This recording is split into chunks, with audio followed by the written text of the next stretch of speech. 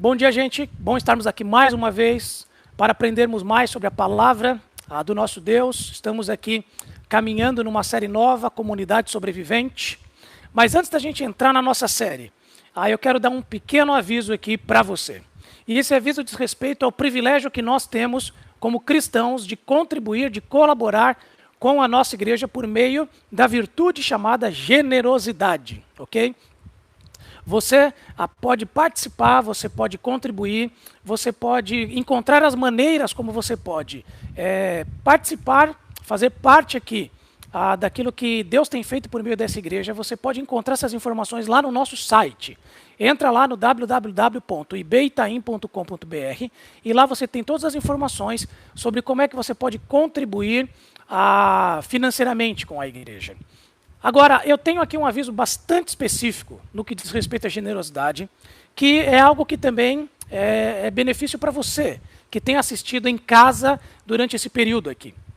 Nós estamos buscando nos modernizar. Nós estamos buscando aqui fazer as adaptações necessárias para que nós possamos fazer as transmissões do nosso culto ao vivo. Não mais agora com as gravações, mas a transmissão do nosso culto ao vivo. Nós já estamos tendo culto presencial há algum tempo e os cultos estão acontecendo com cada vez mais pessoas. E nós estamos agora comprando os equipamentos, fazendo os treinamentos para que nós possamos ter a transmissão ao vivo. Isso vai levar um tempo ainda, mas essa é uma área onde você pode exercitar a sua generosidade de maneira ainda mais específica, colaborando com o nosso projeto de transmissão, para que a gente possa ter um alcance maior e que a gente possa continuar primando pela excelência que temos ao ensinar a palavra de Deus, tanto para nós, o nosso povo, quanto para outros. Então, se você deseja participar, contribuir por meio da sua generosidade com a Igreja do Itaim, e de maneira específica, com o projeto de transmissão, entre lá no nosso site, você vai ter as informações ali de como é que você pode contribuir e que Deus te oriente nisso. Muito bem, gente. Nós estamos nessa série chamada Comunidade Sobrevivente. E onde nós estamos vendo ali quais são os princípios que Cristo tem para a igreja, para que nós, que somos o seu povo, possamos prevalecer, sobretudo em tempos difíceis, incertos e caóticos, como esse no qual nós vivemos aqui. Nós estamos olhando, estudando as cartas que Cristo escreve para as 7 igrejas da Ásia Menor, lá no início do livro de Apocalipse. E Cristo escreve 7 cartas para essas 7 igrejas. E essas cartas nos ensinam como é que em momentos de perseguição, momentos de insegurança, momentos de oscilação, essa era a realidade dessas igrejas no final do primeiro século. E também a nossa realidade hoje. Como é que nós podemos encontrar em Cristo, na sua palavra, na sua capacitação, na sua presença, as forças, os recursos, para que nós possamos prevalecer e continuar aqui, cumprindo a nossa missão. Hoje nós vamos ver a 4ª carta que Cristo escreve, a carta para a igreja de Tiatira, ok? Lá em Apocalipse, capítulo 2, versos 18 a 29. E o título da nossa reflexão é esse: Olhos abertos, ouvidos atentos. Nós vamos ver aqui uma relação entre aquilo que Cristo vê, aquilo que chama a atenção de Cristo e aquilo que deve chamar a nossa atenção como povo de Cristo. E como isso é importante para que nós não sejamos sugados, tragados, mas para que nós possamos prevalecer nos momentos duros e difíceis que estão ocorrendo conosco, como igreja, como povo de Deus. Então nós vamos ver essa relação entre o que Deus vê e o que nós vemos. E pensando nisso, eu queria falar um pouquinho para vocês sobre esses olhinhos aqui encantadores, ok? Para quem não conhece, essa aqui é a Olivia. É a minha filha, né? É a minha caçula. Eu tenho 3 filhos e ela é o número 3. E a Olivia, ela está aqui, né? Como uma lady sentada no balcão da pia, comendo o seu brócolis, que é a sua refeição favorita. E a Olivia, ela tem olhinhos encantadores, ok? Nós olhamos para aquele olhinho dela, um olhinho escuro, né? Um preto quase que se perde ali. E ela tem esses olhos encantadores, mas esses olhinhos encantadores, também são olhinhos na hora da aprontação. Minha casa tem uma escada, ok? E como toda escada, ela é um local perigoso, de risco para crianças. A Olivia tem apenas 2 anos. E ela ama ficar na escada. Então, quando nós, os pais, nós vemos a Olivia chegando na escada, subindo na escada, qual é a nossa reação? Nossa reação é alertá-la. Nós falamos, Olivia, e quando ela então vê que nós estamos vendo, você acha então que ela para, que ela reconhece, que ela retorna? Não. O que é que a Olivia faz quando ela vê que nós estamos vendo? Ela fecha os olhos. Ela fecha os olhos porque ela pensa que se ela não está mais vendo o que os pais estão vendo, então já não tem mais risco, não tem problema.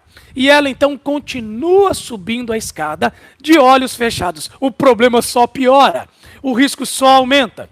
E então, nós como pais que estão vendo o problema, vendo o risco, alertamos novamente e dizemos, Olivia, com ainda mais firmeza. Então, o que a Olivia faz? Ela que já está de olhos fechados, subindo a escada, ela então se vira ainda de olhos fechados, né? Fingindo que vai descer a escada, e ela então passa a subir a escada agora de costas, né? Meio que querendo enganar, olha, eu estou descendo, meus pais, mas na verdade eu estou subindo. Porque ela pensa que se ela está de olhos fechados, então aquilo que os seus pais veem, o risco para o qual eles alertam, aquilo já não é mais um problema, já não é mais um perigo. Se ela está de olhos fechados para aquilo que os seus pais estão vendo, então ela não precisa se preocupar. E, gente, de alguma maneira, essa história aqui é até engraçada, fala um pouco sobre o que está acontecendo no texto que nós vamos ler hoje, e um erro que nós podemos cometer.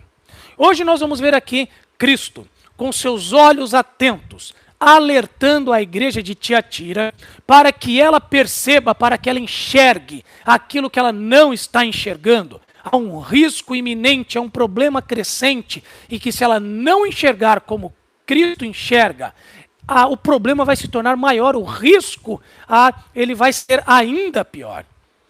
Então, da mesma maneira que Cristo faz com a igreja de Tiatira, Cristo também faz conosco hoje, a sua igreja. Ele olha, ele está atentamente observando, e ele quer que nós entendamos, que nós enxerguemos aquilo que ele enxerga, para que nós possamos então reagir àquilo que ele vê, da maneira como ele deseja que nós reajamos. Vamos então ler o texto bíblico. Apocalipse capítulo 2, versos 18 a 29. Diz o seguinte, ao anjo da igreja em Tiatira, que é o pastor daquela igreja, escreva, estas são as palavras do Filho de Deus, cujos olhos são como chama de fogo e os pés como bronze reluzente. Conheço as suas obras, o seu amor, a sua fé, o seu serviço e a sua perseverança. E sei que você está fazendo mais agora do que no princípio. No entanto, contra você tenho isto, você tolera Jezabel, aquela mulher que se diz profetiza. Com seus ensinos ela induz os meus servos à imoralidade sexual e a comerem alimentos sacrificados aos ídolos. Dei-lhe tempo para que se arrependesse da sua imoralidade sexual, mas ela não quer se arrepender. Por isso, vou fazê-la adoecer e trarei grande sofrimento aos que cometem adultério com ela, a não ser que se arrependam das obras que ela pratica. Matarei os filhos dessa mulher, então todas as igrejas saberão que eu sou aquele que sonda mentes e corações, e retribuirei a cada um de vocês de acordo com as suas obras. Aos demais que estão em Tiatira, a vocês que não seguem a doutrina dela, e não aprenderam, como eles dizem, os profundos segredos de Satanás. Digo, não porei outra carga sobre vocês. Tão somente apeguem-se com firmeza ao que vocês têm, até que eu venha. Aquele que vencer e fizer a minha vontade até o fim, darei autoridade sobre as nações. Ele as governará com cetro de ferro e as despedaçará como a um vaso de barro. Eu lhe darei a mesma autoridade que recebi, a autoridade de meu Pai. Também lhe darei a estrela da manhã. aquele que tem ouvidos, ouça o que o Espírito diz às igrejas. Essa é a palavra do nosso Deus para os irmãos de Tiatira e a palavra do nosso Deus para cada um de nós. Portanto, esse texto nos mostra aquilo que está diante dos olhos atentos de Cristo e que deve, portanto, estar diante dos olhos atentos da igreja e dos olhos atentos de cada um de nós. Comecemos aqui olhando para Cristo. O que o texto nos aponta sobre os olhos atentos de Cristo? Nos versos iniciais ali, versos 18 a 20, nós temos ali a apresentação de Cristo, tá bom? O texto diz, essas são as palavras do Filho de Deus, cujos olhos são como chama de fogo e os pés são como bronze reluzente. Deixe-me contar um pouco para vocês aqui sobre como era essa cidade de Tiatira.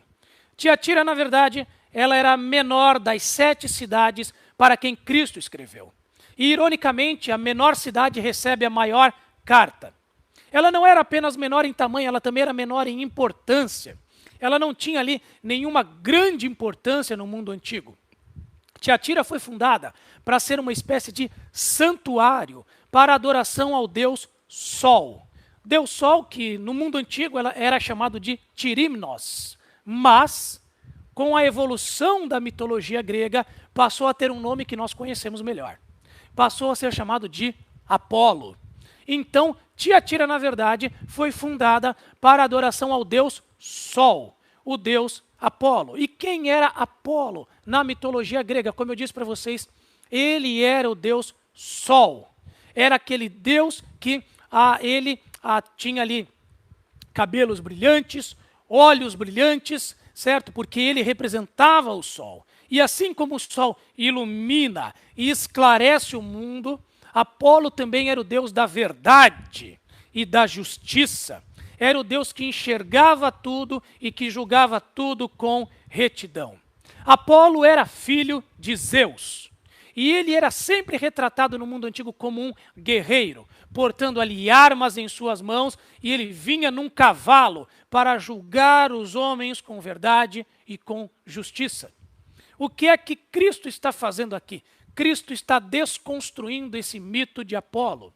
Cristo está sendo apresentado aqui em contraste, ou melhor, em superioridade a Apolo. Ele está dizendo, olha, eu não sou filho de Zeus. Ele é apresentado como filho de Deus. E, na verdade, essa é a única vez em todo o Apocalipse que Cristo é chamado dessa maneira, como filho de Deus. É um contraste com aquela que era a principal divindade daquela cidade. Ele é o Filho de Deus e que ele sim tem olhos que tudo veem, que tudo enxergam. Ele é este justo juiz e ele é este guerreiro que está ali vendo o que está acontecendo naquela cidade e naquela igreja. E ele está alertando para o perigo, porque em seguida virá o juízo, virá a justiça que ele próprio trará, caso não haja, então, uma percepção, caso não haja um entendimento do que é que Cristo está alertando. O que Cristo diz aqui no verso 2 é, conheço as suas obras. E é maravilhoso nós pensarmos isso, que Cristo, este que tudo vê, cujos olhos enxergam a verdade e julgam com justiça, Cristo, ele diz aqui, conheço as suas obras. Cristo, ele conhece quem a sua igreja é. Ele conhece o que a sua igreja faz, ele sabe o que está na nossa essência, ele sabe o que está por trás das máscaras. Conheço as suas obras. E ele diz o seguinte, eu conheço o seu amor. E ele diz um amor que se revela em serviço. Eu sei que vocês são motivados por amor a mim, por amor ao próximo, e isso se revela não apenas em discurso, mas em serviço, em ações reais de buscar ali demonstrar esse amor.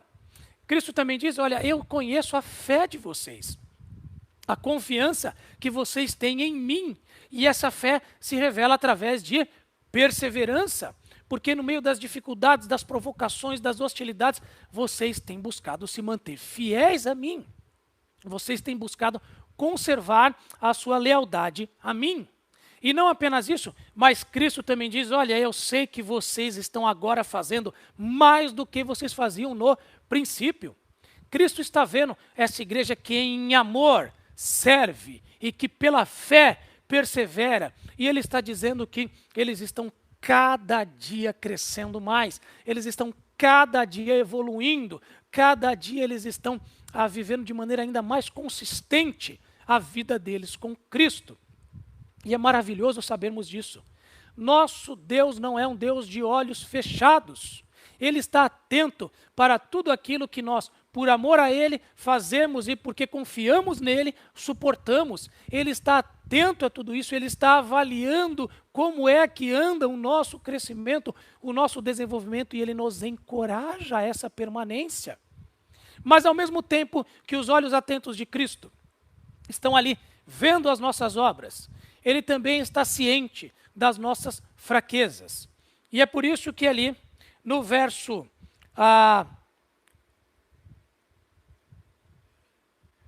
seguinte, ele diz, contra você tenho isso. No verso 20 ele diz, contra você tenho isto. Os olhos que enxergam aquilo que ele reconhece e encoraja, são os mesmos olhos que percebem aquilo que nós não estamos percebendo. Ele vê aquilo que nós não estamos vendo. E ele diz, contra você tenho isto. E ele diz, você tolera Jezabel. E meus amigos, de maneira surpreendente para os dias de hoje, Cristo está dizendo que o que ele tem contra esta igreja é que essa igreja é tolerante demais. Essa igreja aqui, ela tem uma tolerância irrestrita.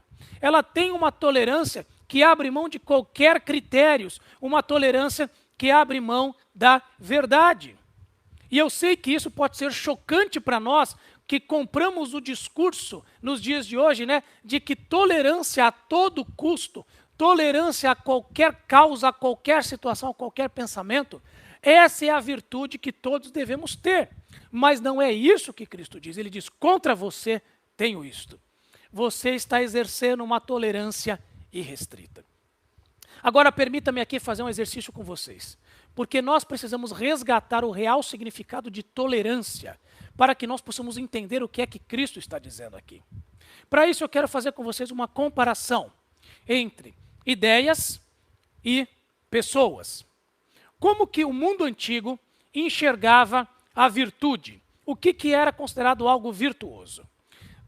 No mundo antigo, a virtude era que, por mais que nós discordássemos de ideias, tivéssemos percepções distintas, por mais que tivéssemos visões antagônicas acerca de deuses, né, há vários, há um, por mais que tivéssemos visões que não se harmonizavam, pegue os concílios ecumênicos da história da igreja e as grandes discussões que tiveram ali, pegue o momento do renascimento, né, pegue ali o momento do iluminismo e veja como as ideias elas estão ali em debate, mas o que era considerado virtude no mundo antigo era que, por mais que nós pudéssemos discordar de ideias, e havia discordância mesmo, nós considerávamos as pessoas igualmente dignas, igualmente respeitáveis, igualmente merecedoras ali do nosso bom trato, porque, na verdade, essa é a maneira bíblica que nos orienta a amarmos o próximo, enquanto nós anunciamos a verdade e não múltiplas verdades.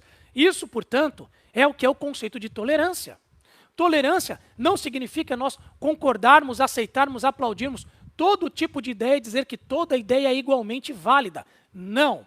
Significa que eu tenho a minha visão e eu discordo da sua, você tem a sua, ok? Mas eu continuo pensando do mesmo jeito. Mas a virtude está em amar aquele que pensa de maneira diferente. Por quê? Porque a sua dignidade, o seu valor, a sua respeitabilidade não está naquilo que a pessoa pensa, nas suas convicções, mas está no fato dessa pessoa ser feita à imagem e semelhança de Deus. Essa é a real tolerância. É isso que a Bíblia nos ensina. Nós respeitamos os indivíduos enquanto nós discordamos de suas ideias. Mas perceba como o mundo, nos dias de hoje, está tentando deturpar esse conceito em nós. Porque o que é visto hoje como tolerância e aquilo que é quase que imposto a todos nós? Tolerância hoje é você entender que todas as ideias são igualmente válidas, devem ser igualmente aceitas, devem ser igualmente respeitadas, e ninguém pode discordar da ideia do outro, ninguém pode dizer que a sua ideia faz mais sentido ou a sua visão de mundo é superior a outro. Não. É preciso que haja ali, uma homogeneidade no modo de pensar. Todo mundo precisa pensar de maneira que esteja alinhada. E aquela pessoa que ousa pensar de maneira diferente, o que acontece? Essa pessoa passa a ser vista como inferior. Ela passa a ser vista como menor. Ela passa a ser vista como alguém que não cabe, que não se encaixa, alguém que tem que ser impedido, porque ela já não é mais percebida como igualmente digna, igualmente válida. Ela não é mais percebida como alguém que merece igual respeito. E, meus amigos, isso que o mundo hoje tenta dizer para nós que é tolerância, isso não é tolerância, isso é uma concordância, imposta. Nós temos que concordar, então, com aquilo que os demais pensam, não podemos mais ter divergência de opiniões. E essa é uma diferença importantíssima para que nós entendamos. Tolerância é a virtude que me leva a permitir uma conduta ou um ponto de vista com o qual eu não concordo e eu até mesmo não gosto dele, ao mesmo tempo em que eu respeito a pessoa. Eu respeito a pessoa que possui esse ponto de vista porque ela é digna por ser humana. Mas o que o mundo hoje está tentando nos convencer é o contrário. A concordância, ela quer me obrigar a aceitar condutas, a aceitar pontos de vista com os quais eu não concordava antes, ao mesmo tempo em que eu desprezo as pessoas que não aceitam a mesma visão que eu, ok? E, meus amigos, isso não é o que Cristo deseja para nós. E quando as pessoas não aceitam o nosso ponto de vista, então nós começamos a ver que elas são inferiores. Começa então o assassinato de reputações, nós queremos queimar a pessoa que pensa de maneira diferente. Começa então a cultura do cancelamento, nós queremos impedir que essa pessoa possa prosseguir e ser bem-sucedida. Vem os rótulos, nós começamos a chamar então de fascista, retrógrado, homofóbico, machista e por aí vai. Nós então adotamos uma visão do politicamente correto, nós só podemos pensar aquilo que é tolerado pelos demais, e nós só podemos aceitar aqueles que são aceitos pelos demais, e qualquer coisa que seja diferente do que nós pensamos vira discurso de ódio. Meus amigos, a igreja de Tiatira estava lidando com algo desse tipo. Eles tinham uma tremenda pressão ao seu redor para que todos eles aceitassem de igual modo essa mulher aqui chamada Jezabel, da qual nós vamos falar em seguida. Porque era assim que a cidade toda pensava, e quem não pensava como eles era visto como inferior, retrógrado, todos tinham que aceitar o mesmo tipo de pensamento. Então é contra essa concordância imposta contra nós hoje, contra essa tolerância irrestrita que Cristo está se posicionando aqui. E sabe o que é mais triste e irônico ao mesmo tempo? Essa concordância, essa tolerância irrestrita, ela diz que ela é a favor da pluralidade de ideias, mas não é. Ela é a favor apenas da pluralidade de ideias que concordam entre si. Perceba, ela mata a verdade. É a favor da pluralidade de ideias, mas é contra a verdade.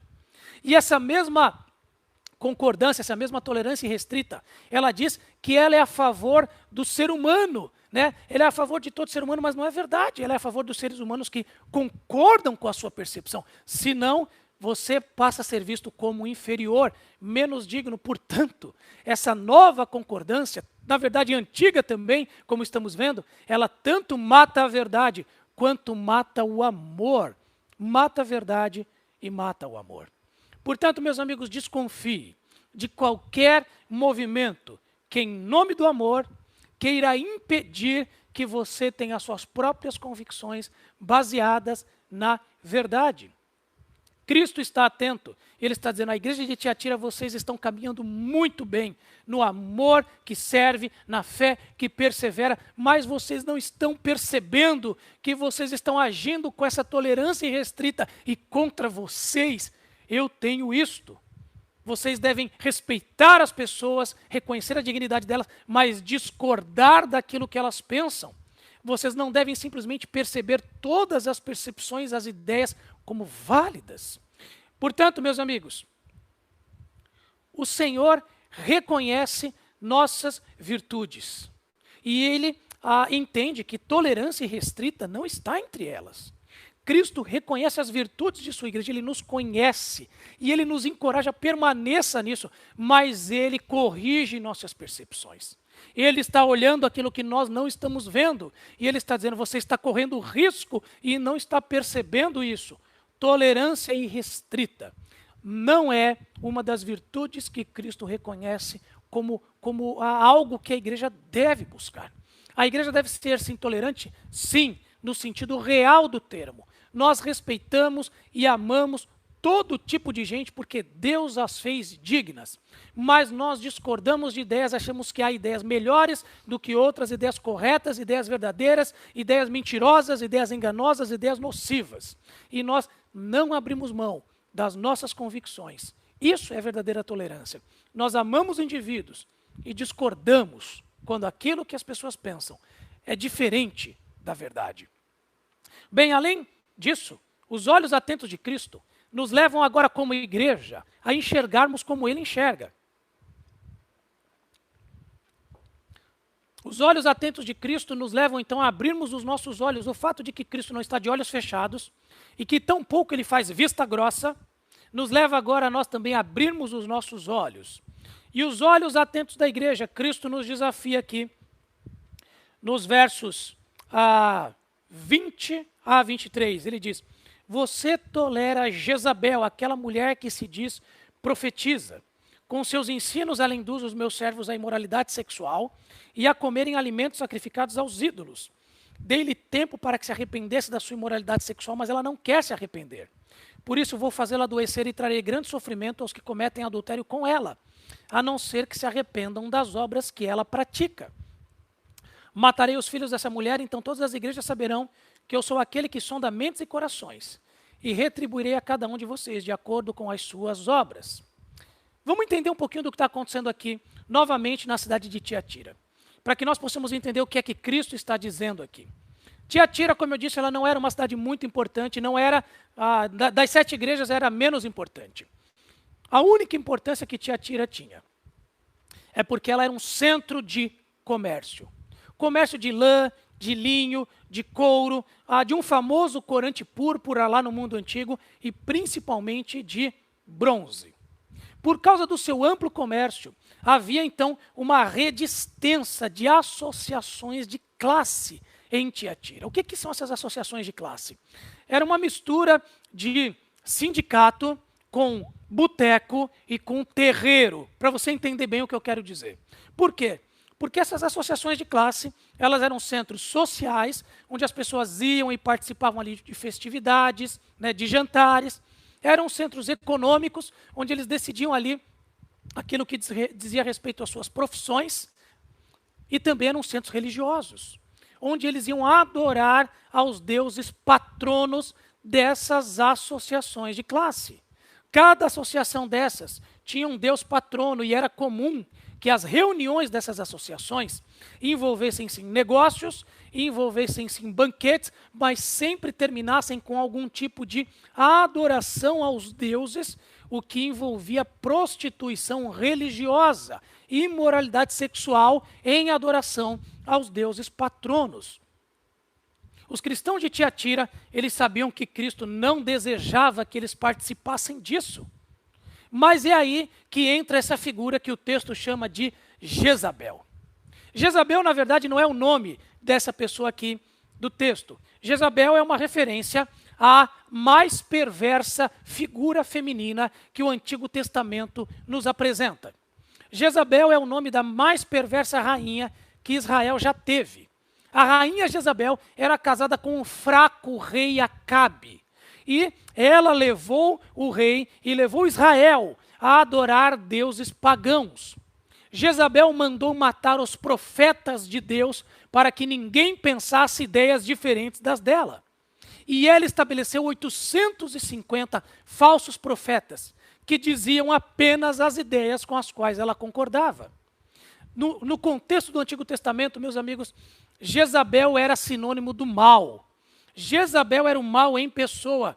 Para você ter uma ideia, do mesmo jeito que ninguém hoje coloca o nome do filho de Judas, naquela época ninguém colocava o nome do filho de Jezabel, porque era uma ofensa ser chamada assim. Pois bem, o que é que Jesus está fazendo aqui nessa carta? Ele está dizendo que naquela cidade, lá em Tiatira, havia uma mulher que estava agindo como uma Jezabel, não do Antigo Testamento, mas agora no primeiro século. E ela representava um perigo para aquela igreja. Ela estava levando a igreja a pensar de maneira errada, estava contaminando pessoas para que eles pensassem que os ensinos delas e que a maneira como ela queria que eles pensassem era virtuoso, era ideal, e você podia abraçar aquela percepção sem grandes riscos. Agora pense, o cenário está montado para uma tempestade perfeita, porque nós temos aqui uma igreja que compreende errado o que é tolerância. Eles pensam que eles têm que concordar com toda e qualquer ideia. E uma igreja assim, cristãos assim, sempre são um prato cheio na mão de falsos mestres, na mão de falsos profetas. E é isso que Cristo começa a fazer aqui, ele começa a descrever para nós qual é o perfil deste falso mestre.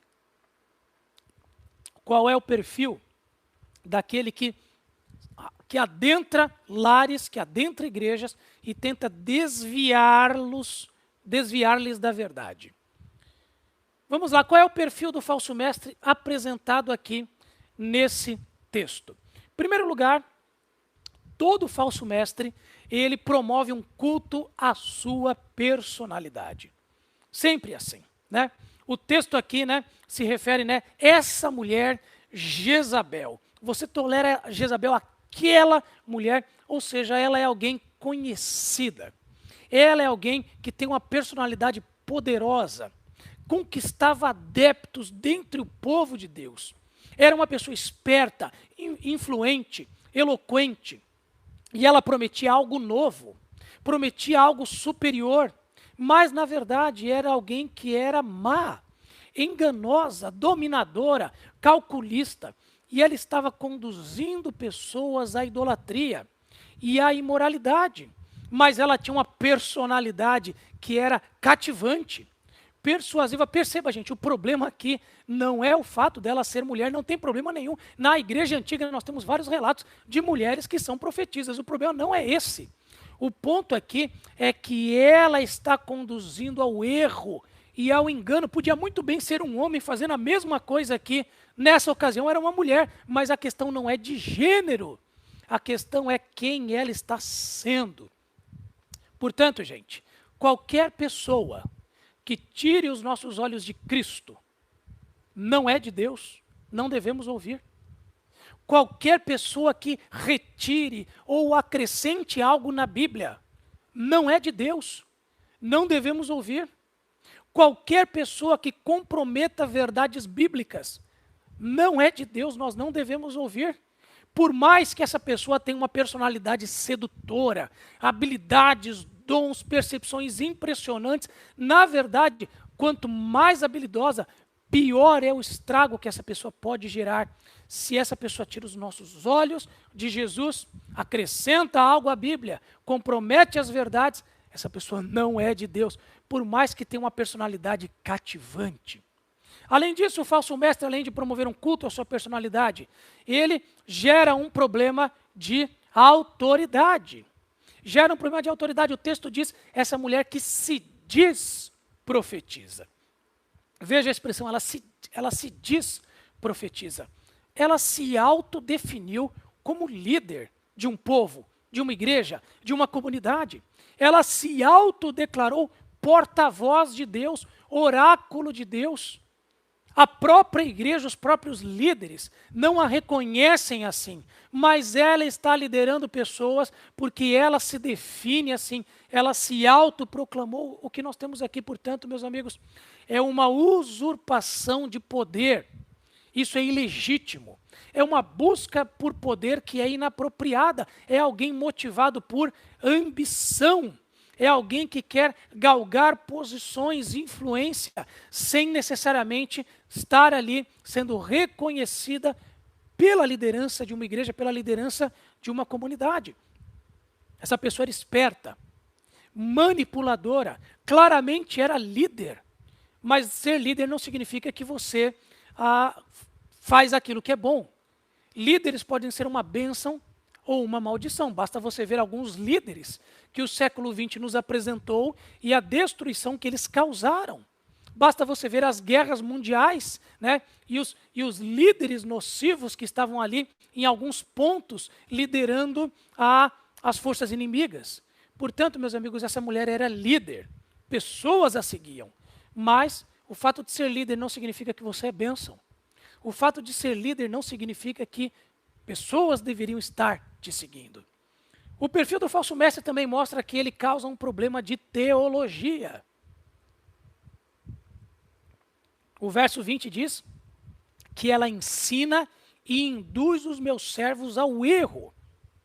E esse é o perfil de falsos mestres em qualquer momento. Falsos mestres, eles misturam, né, verdade com mentira. Perceba, nem tudo que eles dizem é mentira. Nem tudo que eles dizem é errado, porque se fosse assim, ninguém iria segui-los. Mas a sua mensagem sempre tem ali certa dose de verdade, verdade suficiente para iludir os mais ingênuos e que não conseguem pensar em categorias bíblicas. Tem certa dose de verdade e há uma dose bastante significativa de engano, de mentira. Meus amigos, aqui, o falso mestre que estava em Tiatira, essa mulher chamada de Jezabel, é provável que ela conhecesse os ensinos do apóstolo Paulo. Paulo havia ensinado que os ídolos, eles não são nada. Então ela pega essa verdade e ela adapta essa verdade para começar a ensinar que os cristãos, eles podem participar da adoração a ídolos, eles podem fazer ali a prostituição religiosa, porque afinal de contas, como bem disse Paulo, não é? O ídolo não é nada. Ela pega uma verdade e ela então reveste essa verdade de mentiras. Meus amigos, essa pessoa, como todo falso mestre, tinha um ensino atraente, sedutor, uma visão inovadora, profunda, perspicaz das coisas. Ela até usava a Bíblia, ela usava os ensinos dos apóstolos, e a maneira que ela usava a Bíblia era nova, era diferente. Ela anunciava liberdade, prosperidade, vida plena, vida abundante. Ela até citava Jesus, ela até citava Paulo, mas perceba, era um Jesus menor que o real, era um Paulo distorcido. É por isso que o verso 24 diz que a doutrina dessa mulher, na verdade, são os profundos segredos de Satanás. Porque era assim que ela dizia, né, que ela tinha profundos segredos, profundas concepções, profundas percepções. Ela dizia que ela trazia uma nova leitura da Bíblia, né? Que ela tinha uma releitura da verdade, ela tinha uma atualização de interpretação, ela tinha uma visão das entrelinhas daquilo que Paulo e Jesus haviam dito. Ela propunha uma revisão do que o texto realmente queria dizer, mas esses profundos segredos que ela dizia ser capaz de conhecer, Cristo diz que são os profundos segredos de Satanás. Jesus diz que esses profundos segredos eram do diabo e não eram de Deus. Portanto, meus amigos, falsos mestres, eles sempre induzem a um problema de teologia. E eles também induzem a um problema moral. Isso sempre deságua ali num problema moral. E o texto diz que essa mulher está levando pessoas à imoralidade sexual e a participarem na idolatria. Como eu disse para vocês, o problema em Tiatira se concentrava nas associações de classe. Para as pessoas poderem manter ali o seu meio de vida, era necessário que elas tivessem algum contato, ou melhor, que elas fossem membros dessas associações. Para os cristãos, isso era um problema, porque exigia que eles participassem dos jantares daquela associação. Isso envolvia adoração aos deuses patronos daquela associação, e isso sempre acabava em imoralidade sexual. E se aqueles cristãos se recusassem a participar, eles enfrentariam a rejeição da população da cidade, sofreriam imensas perdas econômicas e profissionais. E essa mulher aqui, a Jezabel, dizia que não havia nada de errado em cristãos participarem desses jantares, porque era uma mera formalidade civil. Os ídolos não são nada. Paulo ensinou isso para a gente. Então, adorar aos ídolos, se prostituir ali em adoração a eles, isso não tem impacto nenhum na nossa fé. No fundo, meus amigos, o ensino da Jezabel é que é correto nós separarmos a nossa vida entre secular e sagrado. O pensamento era: sobreviver neste mundo cão vai fazer você ter que fazer concessões, é inevitável. Tem hora que você vai ter que comprometer as suas convicções, você vai ter que abrir mão da sua fé. E sabe de uma coisa? Isso não vai te prejudicar.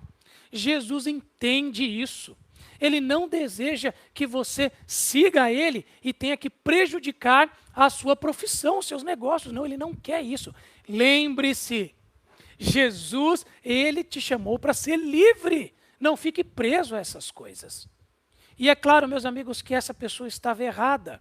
Tão errada que o próprio Jesus está enviando aqui uma carta para essa igreja dizendo que ele reprova o que está acontecendo ali.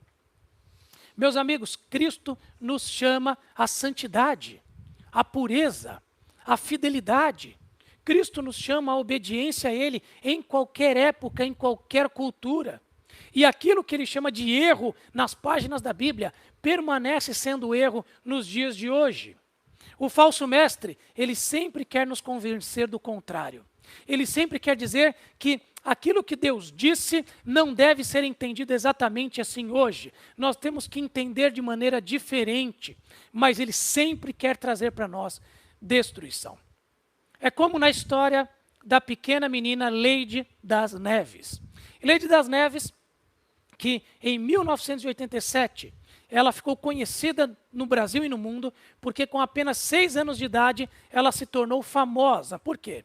Porque naquele ano, seu pai havia comprado ali, num ferro velho, uma espécie de areia, que funcionava como uma massinha de modelar, que você podia brincar e você podia apertar, e ela brilhava no escuro.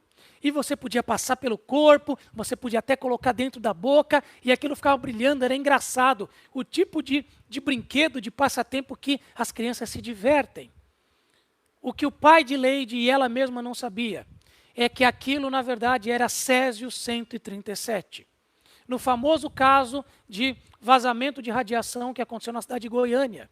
E aquilo que a Leide pensava que era algo inofensivo, e que ela podia conviver, e que ela podia brincar, e que não fazia mal nenhum, é aquilo exatamente que a matou, que a destruiu.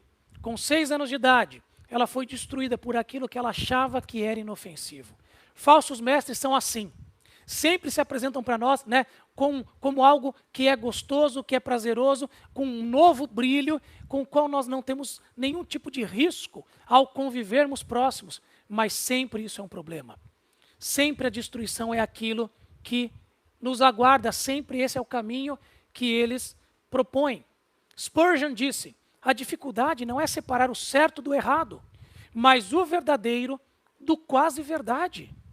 William Lane Craig, esse apologeta vivo até os dias de hoje, ele diz: um dos problemas com a teologia liberal é que ela faz declarações supostamente ortodoxas, mas tais declarações são tão despidas de sentido e significado que diluem completamente a essência da fé cristã e acabam pertencendo ao domínio de uma religião completamente distinta do cristianismo. Até parece cristianismo, mas não é. Parece que não tem problema nenhum, mas é completamente contrário e nocivo. Os olhos atentos da igreja devem estar para a realidade dos falsos mestres. Mas, meus amigos, a igreja também precisa entender que até mesmo para esses, Cristo estende a possibilidade de arrependimento. Nós precisamos entender aquilo que os versos 21 e 22 dizem. Cristo diz: dei-lhe tempo para que ela se arrependesse. Cristo diz: a não ser que se arrependam. Arrependimento, então, é uma oferta que Cristo permanece trazendo, mesmo para os falsos mestres e para aqueles que seguem os seus ensinos. Cristo oferece o perdão a todo pecador arrependido que se volte a Ele. Todo, mesmo aquele que propaga falsos ensinos, mesmo aquele que abraça esses falsos ensinos. Mas nós também precisamos entender que se o arrependimento ele é desprezado, os olhos atentos de Cristo também garantem o juízo. Verso 22 diz, vou fazê-la adoecer, trarei grande sofrimento, diz, matarei seus filhos, né, aqueles que seguem a doutrina dessa pessoa. Portanto, meus amigos, Cristo trará punição a todo pecador que se mantém rebelde em seu pecado. Não é apenas a questão do falso mestre, do falso ensino. Qualquer pecador que permaneça ali endurecido no seu pecado e não cedendo ao arrependimento.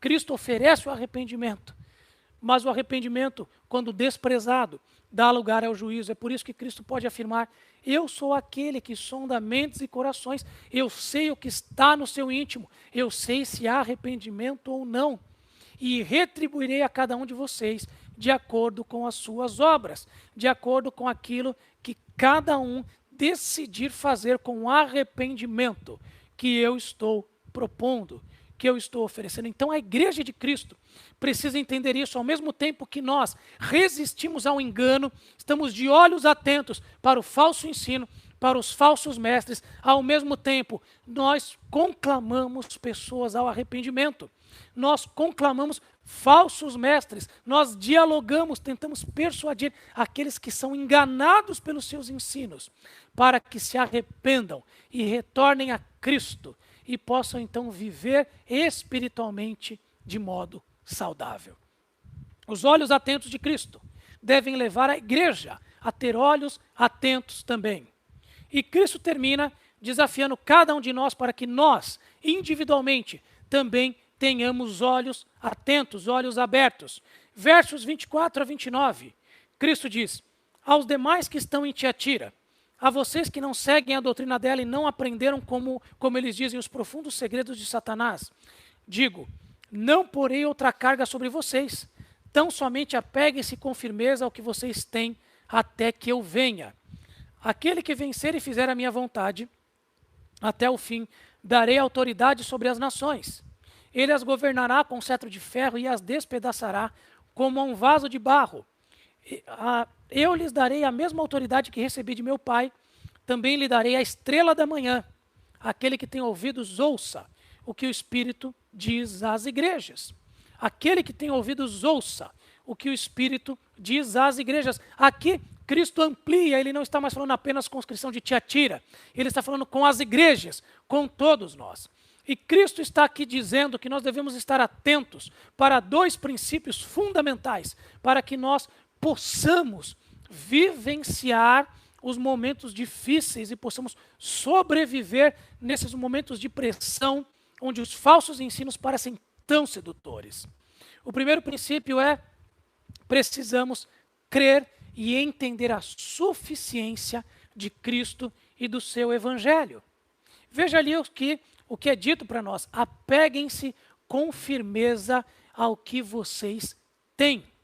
E é interessante aqui que Cristo, ele não está oferecendo para os cristãos nada além do que aquilo que ele já nos deu. Cristo, ele não está nos oferecendo nada além do que aquilo que ele já nos deu, porque não há nada mais que ele precise nos dar. Efésios capítulo 1, verso 3 diz que Deus nos abençoou com todas as bênçãos espirituais em Cristo. Não nos faltam bênçãos nenhuma.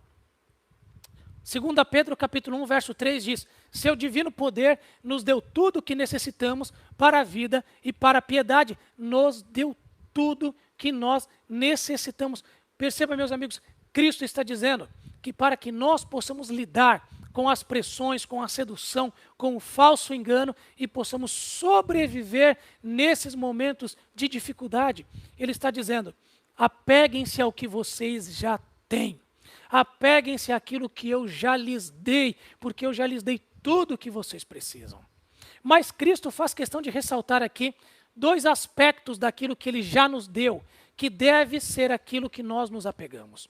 Em primeiro lugar, ele ressalta aqui a importância do seu reinado, de que nós reinaremos com ele. Cristo diz, né, eu darei a vocês autoridade sobre as nações. Perceba, gente, Tiatira era uma cidade sem importância.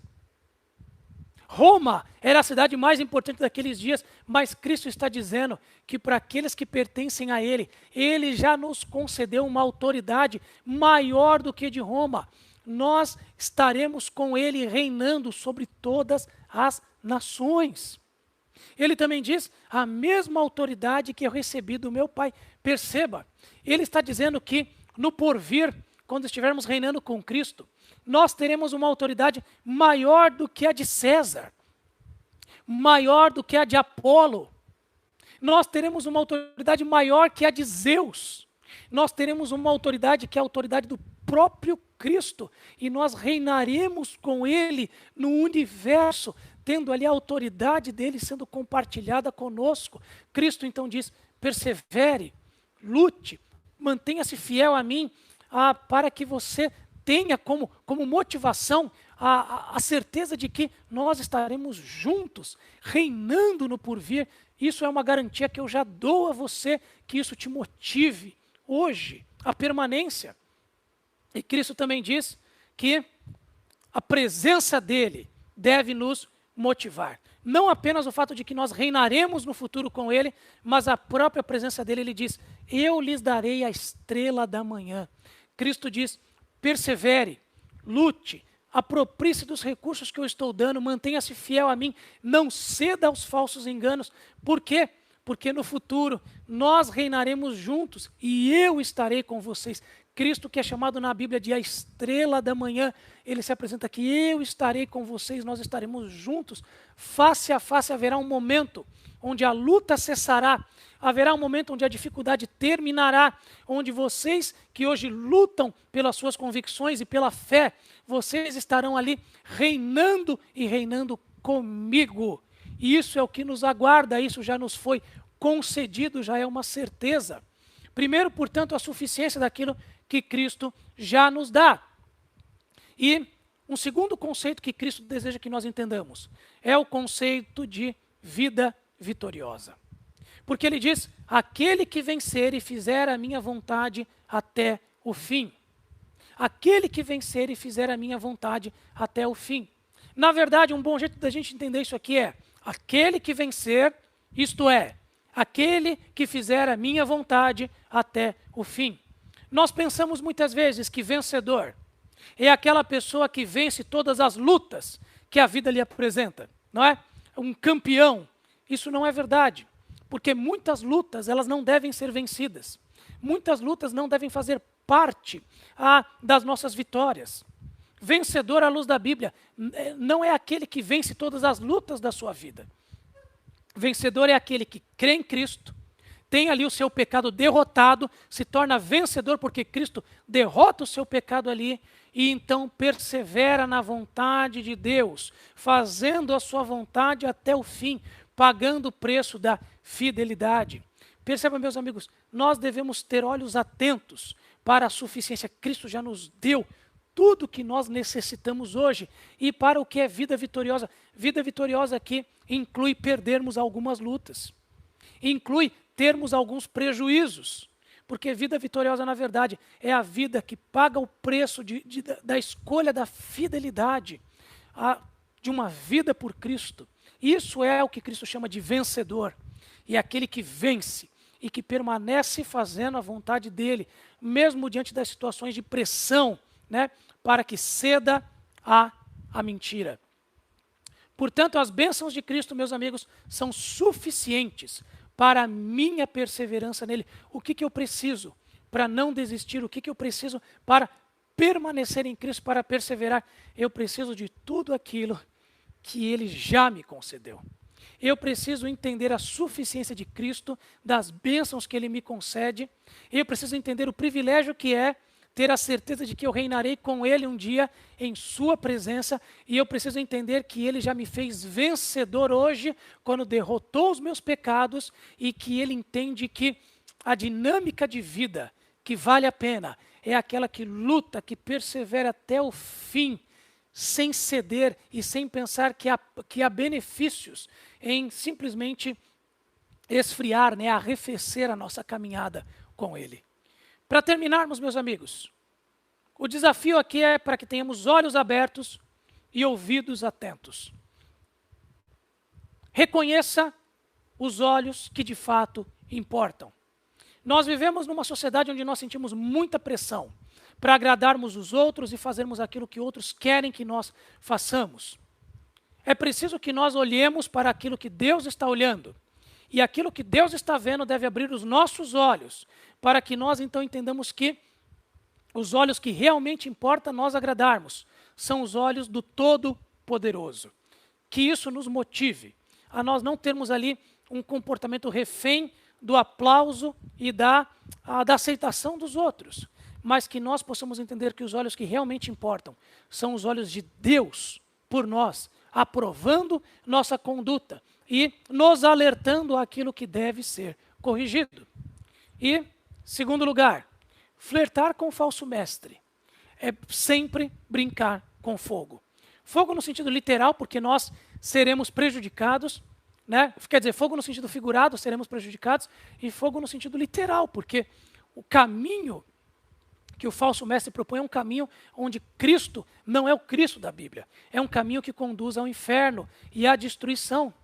Portanto, que nós estejamos alertas e que nós possamos olhar para os falsos mestres não como pessoas dignas de darmos ouvidos a eles, mas como pessoas dignas de ouvirem o anúncio do Evangelho, a proposta do arrependimento, o aviso do juízo, e que nós tenhamos ouvidos atentos, que nós não estejamos escolhendo ali, né, no YouTube, na internet, pessoas que não ensinam a verdade como fontes de orientação para nós, que nós possamos entender o perigo, o engano envolvido nisso, e sejamos instrumentos para que falsos mestres possam conhecer a verdade, e que não seja o contrário, que eles estejam nos induzindo ao engano. Que Deus nos abençoe e Ele nos ajude para, em meio a essa situação que nos cerca, sermos a comunidade que encontra na palavra dEle os parâmetros para permanecermos. Vamos orar. Senhor Deus, muito obrigado, porque em Ti nós temos a certeza de que sobreviveremos.